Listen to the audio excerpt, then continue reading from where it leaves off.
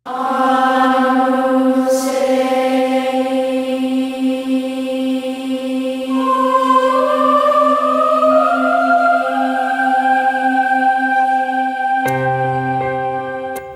ഒരു നല്ലൊരു പ്രഭാതം ആശംസിക്കുകയാണ്. ഇന്ന് വിശുദ്ധ കുർബാന മധ്യം നമ്മൾ വായിച്ചു കേൾക്കുന്ന സുവിശേഷ ഭാഗം ഗെത്സമേൻ തോട്ടത്തിൽ പ്രാർത്ഥിക്കുന്ന ക്രിസ്തുവിനെയാണ്. പലവരും നമ്മൾ വായിച്ചിട്ടുണ്ടാവും, ധ്യാനിച്ചിട്ടുണ്ടാവും. പക്ഷെ ഈ ഒരു ഭാഗം തരുന്ന നല്ലൊരു ചിന്തയുണ്ട്.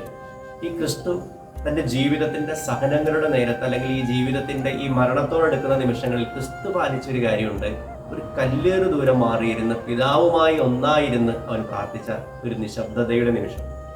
സുവിശേഷം കൃത്യമായിട്ട് പറയുന്നുണ്ട്, അവൻ്റെ വിയർപ്പ് തുള്ളികൾ രക്തത്തുള്ളികളായി മാറി.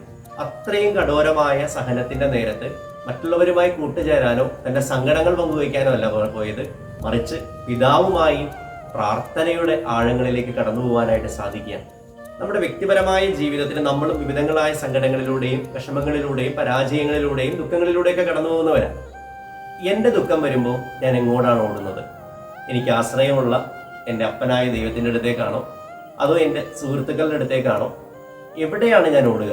ക്രിസ്തു പഠിപ്പിച്ചു തന്നത് കൃത്യമായിട്ട് പറഞ്ഞു, ഈ ലോകത്തിൽ നിന്ന് ഒരു കല്ലേറ് ദൂരം മാറി. എന്തിന്? ഇതെൻ്റെ 12 പേരെ ഇങ്ങനെ ചേർത്ത് പിടിച്ചിട്ട് ഈ 3 വർഷം ഊണിലും ഉറക്കത്തിലും കൊണ്ടു നടന്നവർ, എല്ലാ അത്ഭുതങ്ങളിലും കൂട്ടുചേർന്നവർ, ഇവരെയാണ് ഒരു കല്ലേറ് ദൂരം ക്രിസ്തു മാറ്റി നിർത്തിയിട്ട് പ്രാർത്ഥിക്കാൻ പോയത്. ഇവിടെയാണ് ക്രിസ്തു തരുന്നൊരു സുന്ദരമായൊരു പാഠം. എന്തൊക്കെ ഉണ്ടെന്ന് പറയുമ്പോഴും നിന്റെ ജീവിതത്തിന്റെ സഹനങ്ങളുടെ നേരത്ത്, വേദനകളുടെ നേരത്ത്, നിന്റെ ജീവിതത്തിന്റെ എപ്പോഴും നീ ഒരു മനസ്സിൽ ഒരു കല്ലേറ് ദൂരം കാത്തു വെച്ചിരിക്കണം.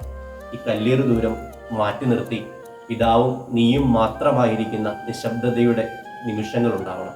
ഈ നോമ്പുകാലത്ത് നമ്മൾ നടക്കുമ്പോൾ ഈ ഒരു സുവിശേഷ ഭാഗം എടുത്ത് വെക്കേണ്ടത് 24 മണിക്കൂറിൽ ഞാനും എൻ്റെ അപ്പനായ ദൈവവും തമ്മിൽ എത്ര നിമിഷം കല്ലേറ് ദൂരം മാറുകയെന്ന് പ്രാർത്ഥിക്കുന്നുണ്ട്.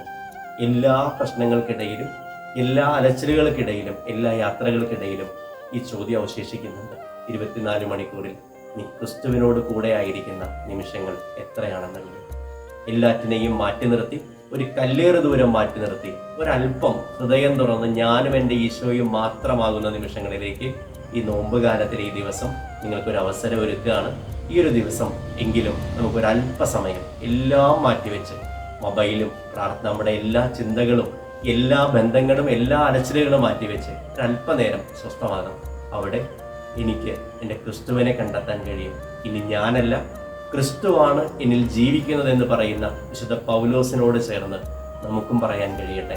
ഈ ഒരു നിമിഷം നിന്റെ ജീവിതത്തെ രൂപാന്തരപ്പെടുത്തുന്ന അഭിഷേകത്തിന്റെ നിമിഷമാവട്ടെ എന്ന് പ്രാർത്ഥിക്കുന്നു. ദൈവം നിങ്ങളെല്ലാവരെയും സമൃദ്ധമായിട്ട് അനുഗ്രഹിക്കട്ടെ. ഈശോ മിശിഹായ്ക്ക് സ്തുതിയായിരിക്കട്ടെ.